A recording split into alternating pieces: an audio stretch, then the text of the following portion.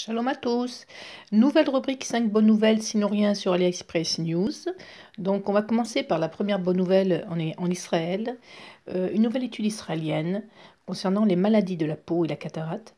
Donc cette nouvelle étude de service de santé Maccabi a constaté que les personnes qui souffrent de la maladie de la peau ont un risque plus élevé de la cataracte.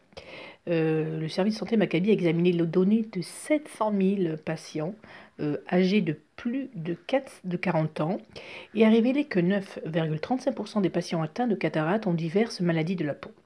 Les données ont révélé que le lien direct entre le cancer de la peau et les dommages causés par une exposition excessive au soleil cause donc des dommages pas seulement à la peau mais aussi peut endommager les yeux et même causer une cécité. Par exemple, un patient avec un taux élevé de la cataracte a 16% de risque d'avoir un mélanome par rapport à la population générale. Et les hommes qui souffrent de la cataracte ont 20% plus de risque que la population générale. Donc, deuxième bonne nouvelle concernant Israël, c'est la suppression des virus dans l'eau potable. Ce sont des chercheurs donc, de l'université Ben Gurion et de l'université de l'Illinois qui ont développé un nouveau revêtement membranaire hydrogel qui améliore considérablement le processus d'élimination du virus à partir des eaux usées municipales qui sont normalement traitées.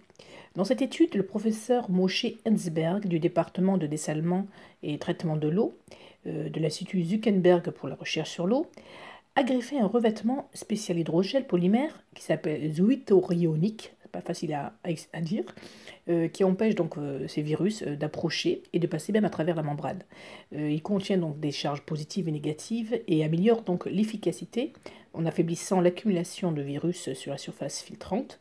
Ce résultat a été un taux quand même significativement assez élevé d'élimination du virus dans l'eau, y compris même le norovirus humain et l'adénovirus. Troisième bonne nouvelle de la journée, le papier sulfurisé. Alors, le papier sulfurisé n'est pas utilisé que pour les cuissons. Alors, je vous explique.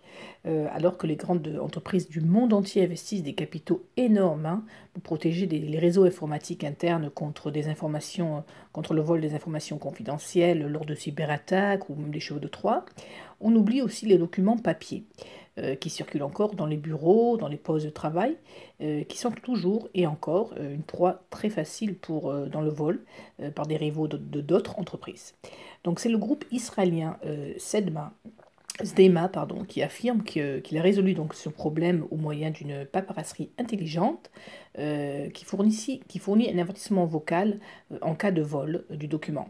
Donc cette paperasserie intelligente du groupe Sdema, qui fonctionne plus ou moins selon le même principe que les broches de sécurité des autocollants qui sont attachés aux vêtements lors de vos achats dans des magasins, sonne lorsque le papier est volé et cependant, ah oui, ce papier-là s'appelle, j'ai oublié de vous dire, Tagit. Donc il n'a pas d'attache, il apparaît et ressemble exactement à une feuille de papier sulfurisé, un peu qui est trouvée dans n'importe quelle imprimante de papier de bureau. Et la technologie sur laquelle repose ce document sécurisé est développée par Vladimir Manov. Il y a un réseau comme ça qui est invisible, qui est très mince, qui fonctionne vraiment comme un capteur. Et cela fonctionne même lorsque le papier est déchiré ou qu'il est plié, qu'il est froissé. Et dès que le papier est retiré donc d'une zone définie comme une zone protégée, ce système émet donc un avertissement. Alors on passe à une bonne nouvelle. Ce sont les fixations des hernies. Alors, une entreprise israélienne qui s'appelle Via Surgical a développé Fastouche. Alors Fastouche, c'est quoi? C'est un système de nouvelle génération pour la fixation de matières prothétiques et des matières prothétiques sur les tissus mous, dans des interventions chirurgicales telles que la réparation de l'hernie. Ce système Fastouche a beaucoup moins de complications et donne aussi moins de douleurs au post-opératoire et une récupération beaucoup plus rapide pour les médecins et les patients. Ça a le potentiel quand même d'accroître une fixation beaucoup plus efficace et qui va minimiser en plus les complications telles que les adhérences et les douleurs post-op et opération et conduire aussi à une récupération beaucoup plus rapide du patient. Et Fastouche est déjà distribué aux États-Unis. Nouvelle et dernière bonne nouvelle de la journée, c'est un nouveau calcium qu'on appelle aujourd'hui le calcium israélien qui peut donc lutter contre le cancer. Donc je vous explique. Israël a créé donc un nouveau calcium qui s'appelle Armofical, qui développe donc un calcium amorphe pour traiter l'ostéoporose chez les patients qui ont du mal à intégrer et absorber tous les suppléments de calcium cristallin.